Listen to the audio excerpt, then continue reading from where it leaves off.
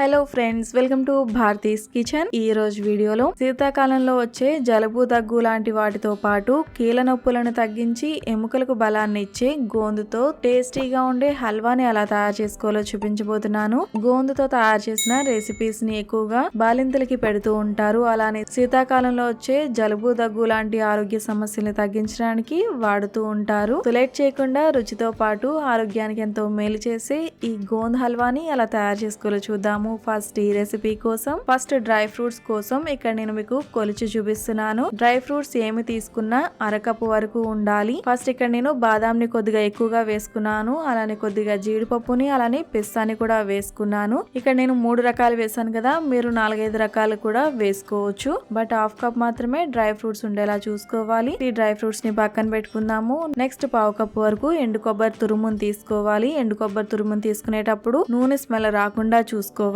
Next 1 cup వరకు బెల్లాన్ని తీసుకోవాలి. ఇక్కడ నేను బెల్లం తురుముని 1 కప్ వరకు తీసుకున్నాను. నెక్స్ట్ గోందుని అరకప్పు వరకు తీసుకోవాలి. ఈ గోందులానే గోంద్ కతీరా కూడా ఉంటుంది. గోందు చూడడానికి ఇలా ఉంటుంది. చాలా క్లియర్ గా క్రిస్టల్స్ కింద ఉంటుంది. ఈ గోందుని 100 గ్రాములు అంటే హాఫ్ కప్ వరకు తీసుకోవాలి. నెక్స్ట్ అలానే 1 కప్ వరకు అంటే 110 గ్రాముల వరకు గోధుమ పిండిని కూడా తీసుకోవాలి. నెక్స్ట్ ఇక్కడ నేను సొంటి పొడిని తీసుకుంటున్నాను. ఈ రెసిపీ కోసం లైట్ గా సొంటి పొడిని వేసుకోవాలి, లేదా మిరియాల పొడిని కూడా వేసుకోవచ్చు. కొద్దిగా మిరియాలని ఇలా దంచి తీసుకోవాలి. ఈ రెసిపీ కోసం సొంటి పొడి గానీ లేదా మిరియాల పొడి గానీ కొద్దిగా వేసుకోవాలి. నెక్స్ట్ ఇంగ్రీడియంట్స్ అన్ని ఇలా రెడీ చేసుకున్న తర్వాత నెక్స్ట్ ఒక సాస్ పాన్ లో గానీ లేదా ఒక గిన్నెలో గానీ తురిమిన బెల్లాన్ని వేసుకుని నెక్స్ట్ 2 కప్పుల వరకు నీళ్లను కూడా వేసుకోవాలి. హల్వా సాఫ్ట్ గా కావాలి అంటే 2 కప్పుల వరకు నీళ్లను వేసుకోవచ్చు, లేదంటే 1.5 కప్ వరకు నీళ్లను వేసుకోవాలి. ఈ బెల్లం నీళ్లు ఎక్కువగా మరిగించాల్సిన అవసరం లేదండి, బెల్లం కరిగితే సరిపోతుంది. ఇలా బెల్లాన్ని కరిగించుకున్న తర్వాత ఈ బెల్లం నీళ్ళని పక్కన పెట్టుకుందాము. నెక్స్ట్ ఒక కడాయిలో పావు కప్పు వరకు నెయ్యిని వేసుకోవాలి. ఇక్కడ నేను అరకప్పు నెయ్యిలో సగం వరకు వేసుకుంటున్నాను. నెక్స్ట్ డ్రై ఫ్రూట్స్ ని వేసుకుని ఫ్రై చేసుకోవాలి. డ్రై ఫ్రూట్స్ ని ఫ్రై చేసుకునేటప్పుడు హై ఫ్లేమ్ లో గానీ లేదా మీడియం ఫ్లేమ్ లో గానీ ఫ్రై చేయకండి. లో ఫ్లేమ్ లోనే నిదానంగా ఫ్రై చేసుకోవాలి. ఇవి లైట్ గోల్డెన్ కలర్ లోకి చేంజ్ అయిన తర్వాత బౌల్ లోకి ట్రాన్స్ఫర్ చేసుకున్న తర్వాత ఇవి చల్లారేంత వరకు పక్కన పెట్టేసేయండి. నెక్స్ట్ ఇందులోనే కొద్దిగా గోందుని వేసుకుంటూ ఫ్రై చేసుకోవాలి. నెయ్యి మరీ తక్కువ వేడిలో ఉన్నా లేదా మరీ ఎక్కువగా వేడిగా ఉన్నా గోందు సరిగ్గా ఫ్రై అవ్వవు. ఈ గోందుని నెయ్యిలో ఫ్రై చేసుకునేటప్పుడు నెయ్యి అనేది ఎక్కువగా పీల్చుకుంటుంది కాబట్టి కొద్దిగా నెయ్యిని వేసుకుంటూ కొద్దిగా గోందుని వేసుకుంటూ ఫ్రై చేసుకోవాలి. ఇలా నెయ్యి తగ్గిన తర్వాత మిగతా నెయ్యిని కూడా వేసుకుని గోందుని వేసుకుని ఫ్రై చేసుకోవాలి. ఇవి నెయ్యిలో వేసిన వెంటనే అప్పడాల్లాగా ఈజీగా ఫ్రై అయిపోతాయి. గోందుని ఇలా ఫ్రై చేసుకున్న తర్వాత తీసి పక్కన పెట్టుకోవాలి. ఇది కొద్దిగా చల్లారిన తర్వాత స్పూన్ తో గానీ గరిటెతో గానీ ఇలా మ్యాష్ చేసుకోవాలి. ఈ స్టెప్ ఆప్షనల్ అండి, మీకు కావాలంటేనే ఇలా మ్యాష్ చేసుకోవచ్చు, లేదంటే ఇలా ఫ్రై చేసిన గోందుని డైరెక్ట్ గా హల్వాలో కూడా వేసేసుకోవచ్చు. హల్వాలో వేసుకున్న తర్వాత ఇది సాఫ్ట్ అయిపోతుంది. ఇక్కడ నేను లైట్ గా మ్యాష్ చేసి తీసుకున్నాను. ఈ గోందుతో ఆల్రెడీ నేను లడ్డూలని అలానే గోంద్ పాక్ రెసిపీ వీడియోస్ ని నేను ఆల్రెడీ పోస్ట్ చేశానండి. మీరు చూడాలి అనుకుంటే డిస్క్రిప్షన్ బాక్స్ లో లింక్స్ అన్ని ప్రొవైడ్ చేస్తాను, మీరు అక్కడి నుంచి కావాలంటే చూడొచ్చు. గోంతో తయారు చేసిన లడ్డూస్ నా ఫేవరెట్ అండి, చాలా టేస్టీగా ఉంటాయి. శీతాకాలంలో తప్పకుండా ట్రై చేయాల్సిన రెసిపీస్ అనమాట. నెక్స్ట్ ఒక మిక్సీ జార్ లో ఆల్రెడీ మనం ఫ్రై చేసుకున్న డ్రై ఫ్రూట్స్ ని వేసుకుని నెక్స్ట్ వీటిని గ్రైండ్ చేసుకోవాలి. నెక్స్ట్ మళ్ళీ కడాయిలో పావు కప్పు వరకు నెయ్యిని వేసుకోవాలి. అలానే 1 కప్పు వరకు గోధుమ పిండిని కూడా వేసుకుని ఫ్రై చేసుకోవాలి.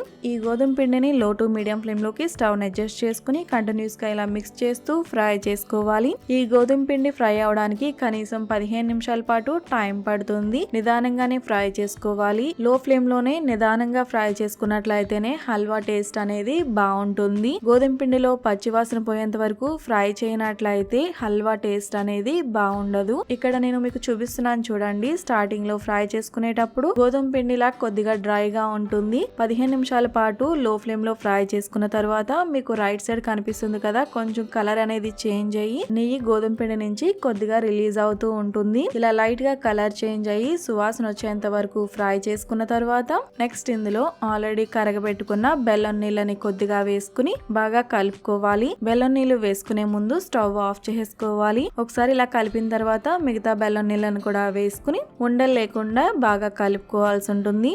బెల్లం నీళ్లు ఇలా స్ట్రైన్ చేసినట్లయితే డస్ట్ పార్టికల్స్ ఏమైనా ఏమైనా ఉంటే స్టైనర్ లో ఉండిపోతాయి. ఉండలు లేకుండా ఇలా కలుపుకున్న తర్వాత నెక్స్ట్ స్టవ్ ఆన్ చేసుకుని లో టు మీడియం ఫ్లేమ్ లోకి స్టవ్ అడ్జస్ట్ చేసుకుని కంటిన్యూస్ గా ఇలా మిక్స్ చేస్తూ కుక్ చేసుకోవాలి. ఇది ఎప్పటి వరకు కుక్ చేసుకోవాలి అంటే ఇక్కడ మీకు చూపిస్తున్నాను చూడండి, గరిటె తిప్పడానికి కొద్దిగా కష్టం అవుతుంది. అలానే ఇది ప్యాన్ ని వదిలేస్తూ ఉంటుంది. ఇలా ప్యాన్ ని వదిలేస్తూ ఉన్నట్లయితే గోధుమ పిండి కుక్ అయినట్టు.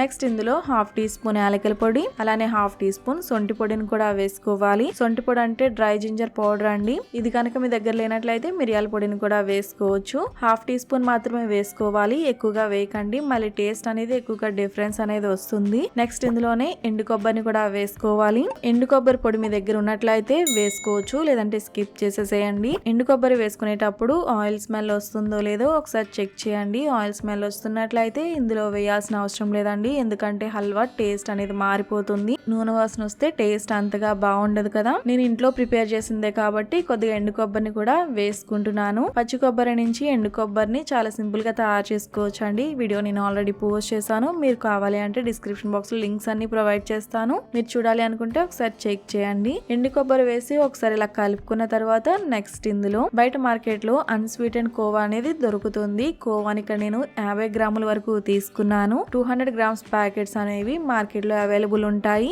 అందులో పావంతు వేసుకున్నట్లయితే 50 గ్రాములు అనమాట. కోవాని 50 గ్రాముల వరకు ఇలా తురుముకుని గానీ లేదా చిన్న చిన్న ముక్కల కింద గానీ చేసుకుని వేసుకోవాలి. కోవా వేసుకున్నట్లయితే టేస్ట్ బాగుంటుంది. నెక్స్ట్ ఇందులోనే ఫ్రై చేసుకున్న గోందుని, అలానే ఫ్రై చేసి గ్రైండ్ చేసుకున్న డ్రై ఫ్రూట్ పౌడర్ ని కూడా వేసుకోవాలి. డ్రై ఫ్రూట్ మరి పౌడర్ లా చేయకండి, చిన్న చిన్న ముక్కలుగా గ్రైండ్ చేసుకున్నట్లయితే తినేటప్పుడు బాగుంటాయి. ఫ్రై చేసుకున్న గోంద్ క్రిస్పీగా నోటికి తగులుతూ టేస్టీగా కావాలి అంటే ఇలా ఇంగ్రీడియంట్స్ అన్ని వేసుకున్న తర్వాత స్టవ్ ఆఫ్ చేసుకుని కలిపి వేడివేడిగా సర్వ్ చేసుకుంటే సరిపోతుంది. లేదా హల్వా కొంచెం సాఫ్ట్ గా కావాలి అంటే ఇలా లో టు మీడియం ఫ్లేమ్ లో కంటిన్యూస్ గా మిక్స్ చేస్తూ నెయ్యి రిలీజ్ అయ్యి ప్యాన్ ని వదిలేసేంత వరకు కుక్ చేసుకోవాలి.